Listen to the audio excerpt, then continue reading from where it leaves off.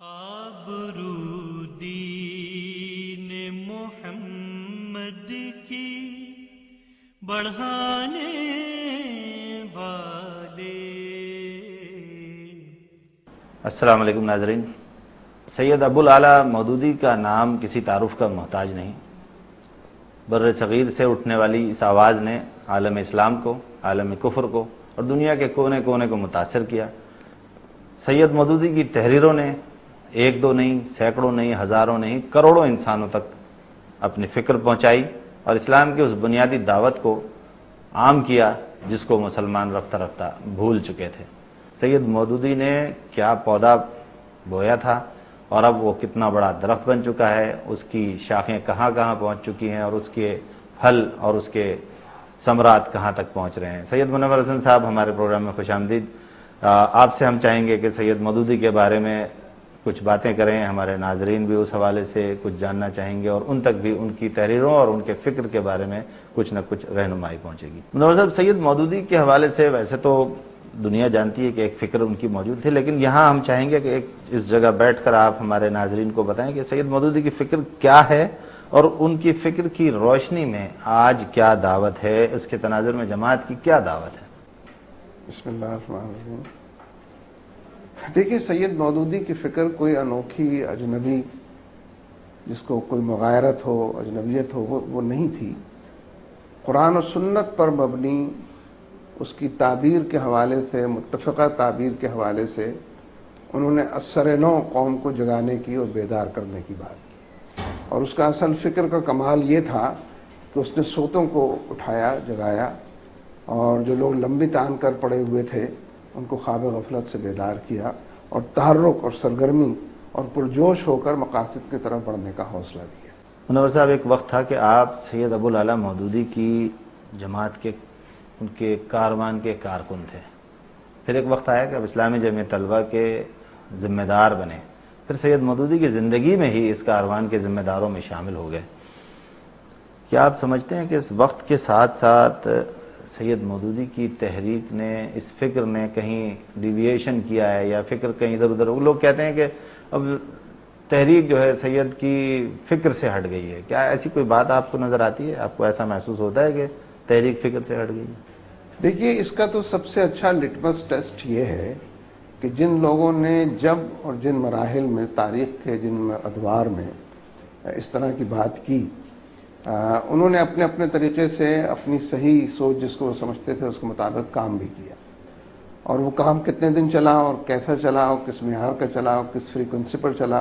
اور ان اہداف کو کتنی تقویت کا باعث بنا، وہ بھی کسی سے مخفی نہیں ہے۔ اس لیے ڈیویٹ کرنے والے یا یہ سمجھنے والے کہ اس فکر کے علمبرداروں نے ڈیویٹ کیا ہے، راستہ بدل دیا ہے، ان لوگوں نے اپنے طور پر اپنے حصے کا کام کر کے 10 15 20 سال میں بتا دیا کہ ان کی فکر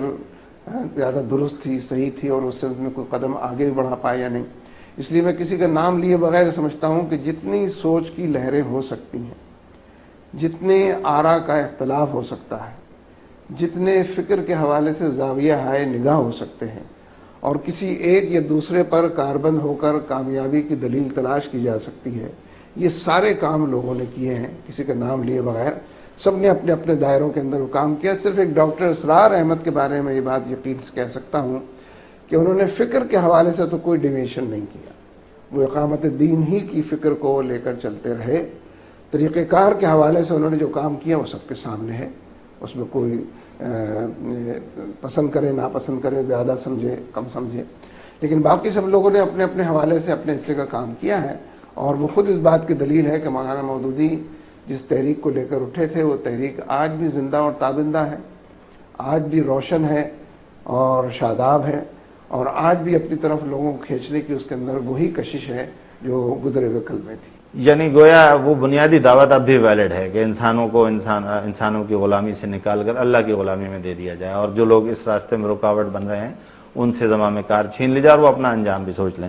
منور صاحب، سید مودودی نے ایک پیشگوئی کی تھی کہ ایک وقت آئے گا کہ کمیونزم کو ماسکو میں پناہ نہیں ملے گی اور واشنگٹن میں سرمایہ دارانہ نظام لرزہ براندام ہوگا، تو اس کی کیا حیثیت ہے؟ کیا یہ پیشگوئی پوری ہو گئی، آپ کو نظر آ رہی ہے، یا ایسے ہی ہم لوگ جو تقریروں میں کہتے ہیں کہ مولانا مودودی نے پیشگوئی کر دی تھی؟ تو اس کی کوئی آپ تو اس وقت 52 سال سے اگر آپ تحریک سے وابستہ ہیں تو آپ کو بہت ساری چیزیں یاد بھی ہوں گی۔ دیکھیے، یہ بات مولانا سید ابو الاعلیٰ مودودی رحمہ اللہ نے سیالکوٹ کی ایک مسجد میں تقریر کرتے ہوئے کہی تھی۔ سیالکوٹ کی مسجد آج بھی سیالکوٹ میں موجود ہے، اور اس وقت بھی وہ کوئی بہت بڑی مسجد نہیں ہے۔ گویا ایک ایسے مقام پر سیالکوٹ جس کا نام ہے، ایک ایسی مسجد میں جو بظاہر بہت بلند و بالا اور بہت وسیع و عریض نہیں تھی، اس مسجد میں انہوں نے تاریخ کا، ماضی، حال، مستقبل کا ایک صحیح تجزیہ پیش کیا، اور جو فلسفے اور نظریہ حیات دعوے دار تھے اس بات کے کہ وہ انسانیت کو انسانیت سکھائیں گے اور اس کے مسائل کا جنگل کاٹیں گے، اس کے حوالے سے ان کا تاریخی اور تعبیری تجزیہ بھی تھا۔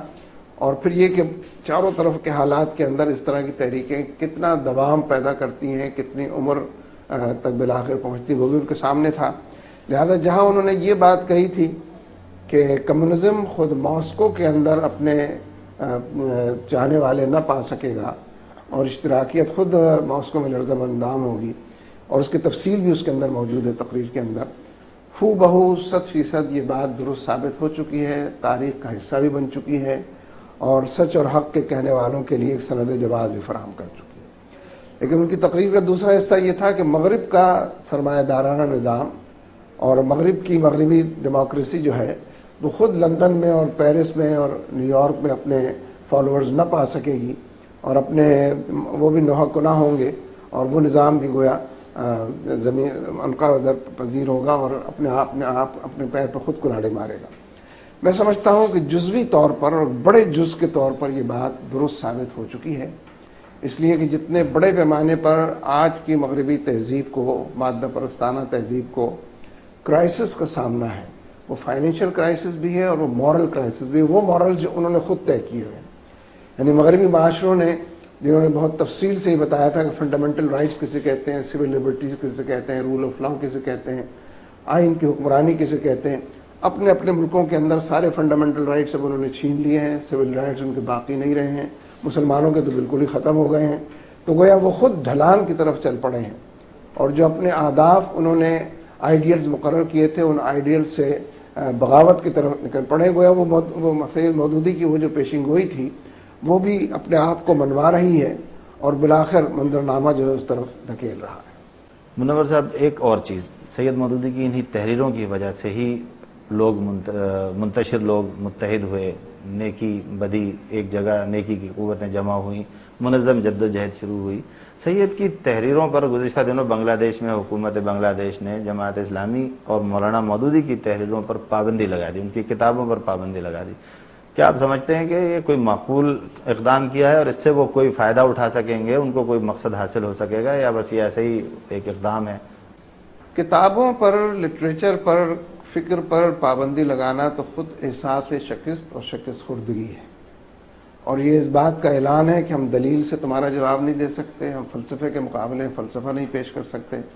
ہم نظریے کے مقابلے میں نظریاتی آہنگ اپنی گفتگو کو نہیں دے سکتے، ہم نعروں کے مقابلے میں نعرہ نہیں دے سکتے۔ تمہارا اثر اور پھیلاؤ اور وسعت اس کے اندر مسلسل اضافہ ہو رہا ہے، ہم اس کا مقابلہ نہیں کر سکتے، لہذا شکست خوردگی یہ ہے کہ اس پر پابندی لگائی جائے۔ تو پابندی کبھی آج تک لگی نہیں ہے۔ فکر کے اوپر، تحریک کے اوپر، سوچ پر، زاویہ نگاہ پر جو پابندی لگانے والے ہیں وہ خود الٹے لٹک جاتے ہیں، لیکن پابندی نہیں منوا سکتے لوگوں سے۔ تو میرے نزدیک تو یہ خود اس بات کا اعلان ہے کہ بنگلہ دیش کے اندر حکومت نے اور اس کے تمام اداروں نے یا عدلیہ نے اس بات کو محسوس کر لیا ہے کہ اس کے بڑھتے ہوئے قدم کو روکا نہیں جا سکتا جماعت اسلامی کے